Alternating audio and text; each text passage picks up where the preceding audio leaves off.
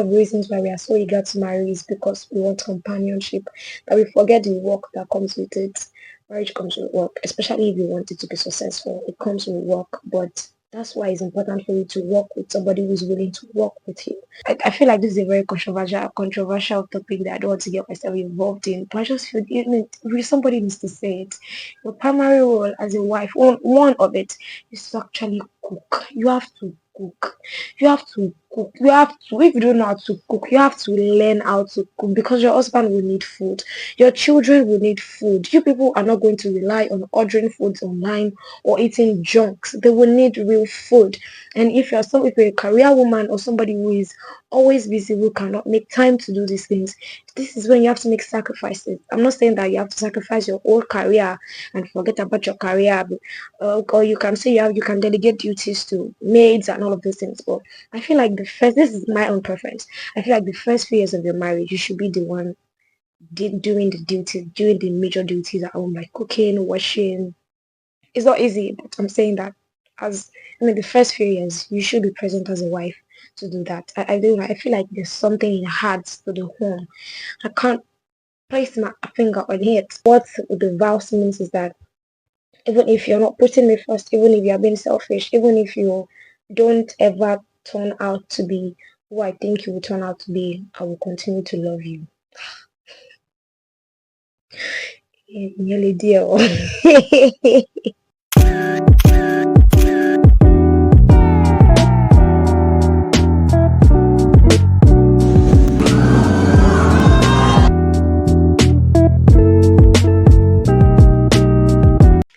Hello there, welcome back to my YouTube channel. If you are seeing my face for the first time, hello. But if you're a returning viewer or subscriber, thank you for coming back.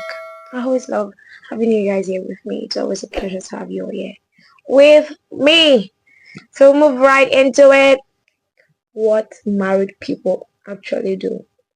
Now, you might think maybe because I'm not married, I don't have any experience, or I do not have the right to talk about this, but I do.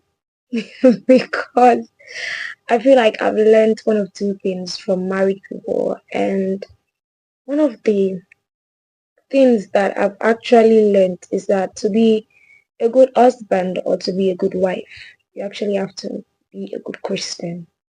Because anything that God is requiring you, or anything that marriage requires from you, God actually requires it from us as Christians. So I do have some experience, and I know that whatever it is I'm going to share today is going to help you, especially single people. This video is especially for single people, because I feel like we have this expectation of marriage that might not be realistic. Because when you really start to think about what marriage requires, I start to ask myself, am I really ready for this? Or I'm not ready for this? Well, the first thing that married people actually do is that they... Oh, okay, I just remembered. God, I beg. Can't believe I forgot what I wanted to say. Alright, the first thing that married people actually do is that they die to themselves. Now, what this means is that when you are single, it's the I kind of thing. When you make decisions, you consider yourself, and it's basically everything revolves around you. But when you get married, it's different. It becomes us. In fact, it becomes your partner first. And I was listening to an argument about this on YouTube one time, I think sometime during this week, about a woman saying that she can never ever put a man first, like a career has to come first. And I don't blame somebody for talking like that, but you realize that they talk because of past experiences. They say things like that because of past experiences. Now, if you are willing to get married, if you have marriage in mind and you want it to be successful, you actually have to die to yourself. You actually have to think about your partner first, even before your career. And this does not apply to only women, but even men before. and that, and that's why it becomes crazy. Because for a man to put his marriage first before his work, that will take a lot of dying to self. I mean, for a woman, I feel like it happens naturally, but because of experiences and what this married woman has to say that is bad about putting about a man first, and what this person has to say about how the boyfriend that they've been with for 10 years broke their heart. All of those, consumptions will just make you feel like, okay, you know what, it's me first, it's my career first. And even a lot of people are getting into marriage with a backup plan. That marriage would most likely not work because you are ready for the failure. So it would definitely fail. So my point is that as single people, we really need to think about the fact that if you're thinking about marriage, I'm not saying that it's hard. Don't get me, it's not it's not hard, but it's also not easy in the sense that we have to die to ourselves. That's actually very difficult to do because even in the gathering of normal people, it's hard for you to think about any other person before you think about yourself. Now, as a single person, it's okay for you to think about yourself. I mean, I feel like you should always think about God first and then you, but yeah, think about yourself first. Everybody, okay, fine. But when you get married, it becomes different. That is, if you have one and then you're married, that one should actually go to your partner, not you. And it sounds like, yeah, something I can do now until you actually get into the marriage and realize that it's not easy. You literally have to die to yourself. I think that if we take time to analyze the vows that we would say on our wedding day, would I feel like a lot of us would take a step backwards because that's where you have to think about the person you're getting married to. You have to know that okay, if I'm putting you first, then you also have to be putting me first. And the wildest thing about marriage is that considering the vows that we've said and considering what marriage entails, even if you're not putting me first, I have to continue putting you first. So it's not a love that responds to love, it's a love that is based on who you are. It's a kind of intentional love that is based on your identity, not what you are receiving. That is, even if when you are not receiving love, you are still giving it because of who you are. But that's draining. That's why it's always good to choose wisely and always ask for God opinion on who you are to marry because who you marry can literally break or make you. So if you're going to be putting somebody else first, it has to be somebody that's not putting you first. So the question is about balance. But in a situation whereby you're the only person putting in the effort, it will become draining. But that's what the vows means is that even if you're not putting me first, even if you're being selfish, even if you don't ever turn out to be who I think you will turn out to be, I will continue to love you. Nearly dear. So yeah, dying to self, dying to your own will, dying to your own satisfaction, dying to your own opinion or decision, and yeah. So that's one of the major things. Like this video honestly for single people. I feel like we really need to think about not like think about marriage or idolize marriage for the rest of our life, but to think about the things that it entails, the things that it actually requires. It requires dying to self, and that literally means that putting your partner first even before your career. Yeah. So that is why you have to be choosing wisely because if you are putting a man or a woman before your career, they have to be worth it. Yeah. So, but marriage, even if they are not worth it, they say that you should keep putting them first. Voila. All right. So the second thing that married people actually do is that they make sacrifices. Now, this one is a lot. Everything is a lot, but this one is a lot because making sacrifices most times you don't make them because it's easy to make. Most of the sacrifices that marriage requires are things that don't come to you naturally. They're not things that you would do on a normal basis. On a normal basis. Let's say as a young woman, you're a single woman who has your own apartment, and anytime you work 9 to 5, and anytime you get late from work, you're too tired to cook, so you make conflicts or you just take junk or you already bought what you're going to eat. You already bought what you're going to eat from your way on your way home and the rest like that. But when you get married, it's different. If your husband agrees to eat junk today and he agrees to eat junk tomorrow, or he agrees to order tomorrow or next tomorrow, you will get tired. This is not even, or you should not be content, should not be understanding. I feel like every person, you as a wife, you really need to understand your primary goal. And is actually like a slap on the face for me, especially because God is trying to explain what my primary goal is as a wife. And I'm like, God, this is unfair. This is not really fair. But those are the sacrifices that marriage require. And if you're a single person that is desiring marriage, you have to have at the back of your mind that I'm going to be making sacrifices in this marriage for it to work. It says if I get home late, and there are always there are practical things, there are little things that we don't really always look into. If I get home late from work, regardless of how late I am, my husband needs to eat. It means that I'm still going to have to make his food. Okay, but he got home earlier. He should be able to cook. If he does today and does tomorrow and he does,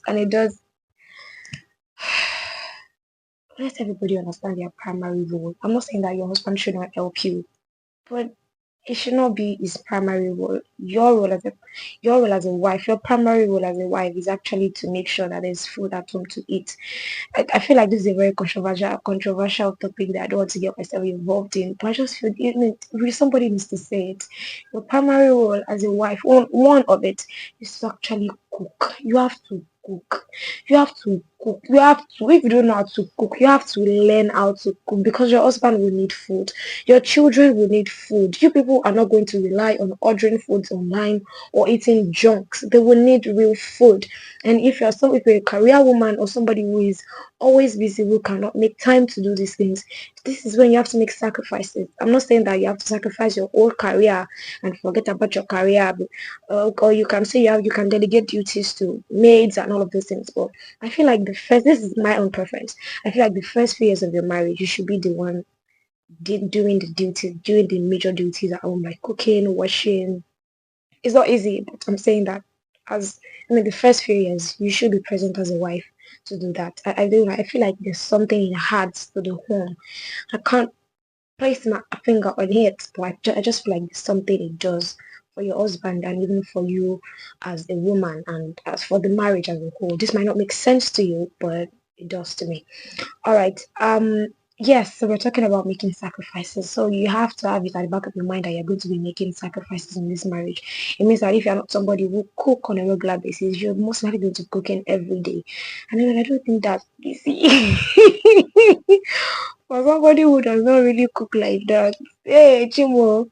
Another thing is washing. You have to wash plates. All these things that we don't really look into. Washing, you're usually going to wash plates every day. Now, if you have the luxury of getting an house help that will do that and leave, do that, come to your house, leave. Maybe you want to get a living mate. I don't think that's advisable, especially for young couples. And that's why I'm saying that the first few years of your marriage, I feel like you should be present as a wife to do these basic things.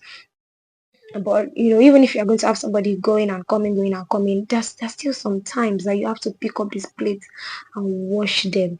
You need to wash clothes. You go wash clothes. That's what even me like this. I'm praying that we'll have the luxury to afford a washing machine because what? I'm not.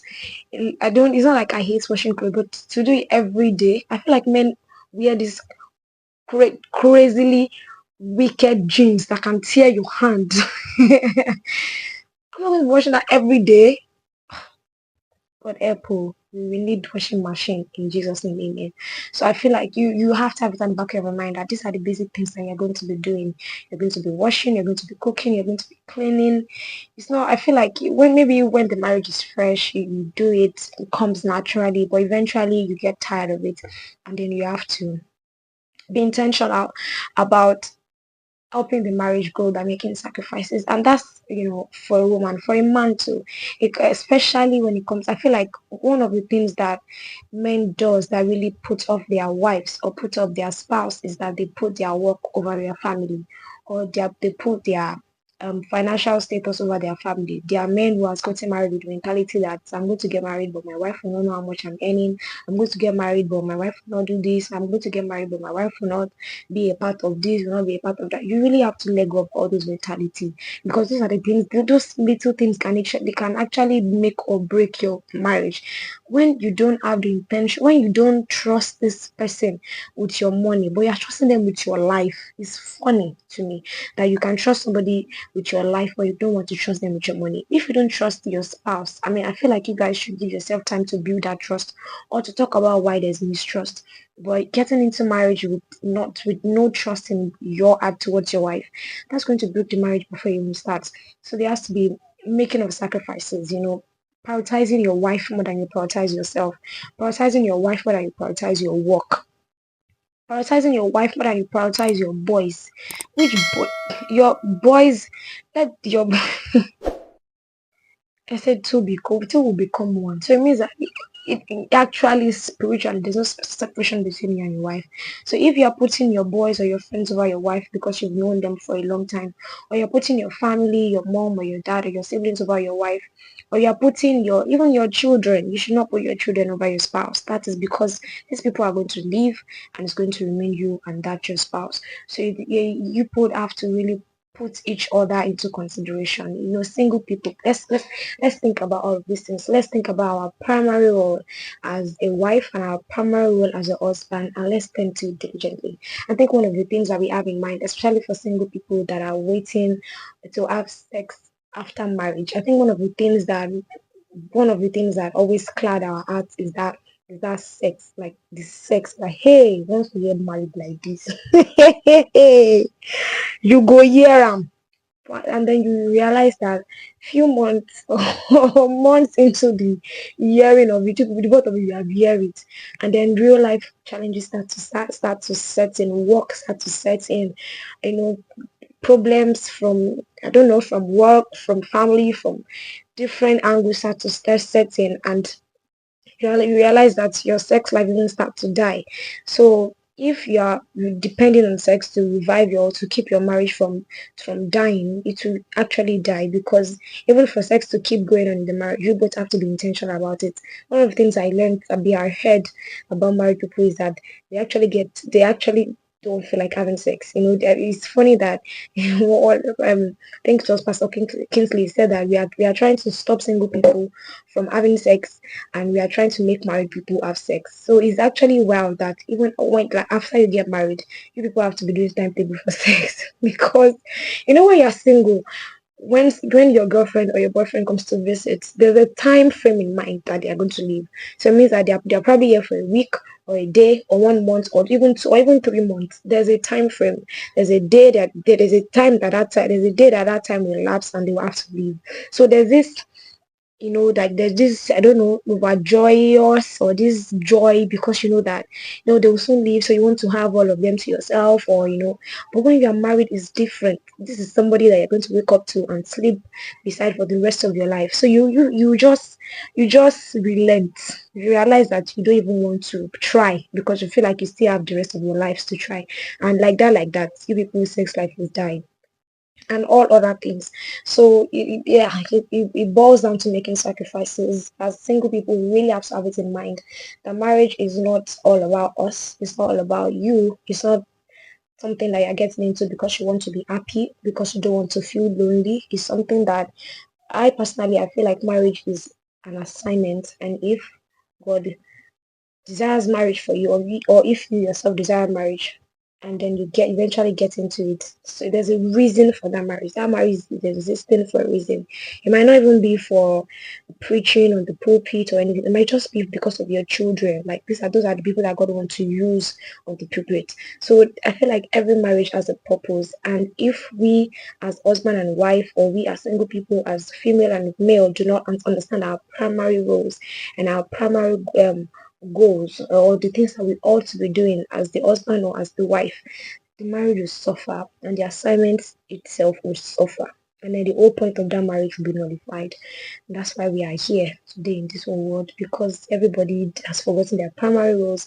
Too many people are heartbroken, and they are pouring this pain on single people, and single people are getting married with exit mode, with backup plan, and that marriage will actually fail because you already have it in mind that it will fail. So let us have it in mind that it's not, everything is not going to be sweet. I feel like at some point you'll probably get tired, or even feel like you've married the wrong person, but to still keep putting them first, still keep making sacrifices. They pissed you off. You are angry at them.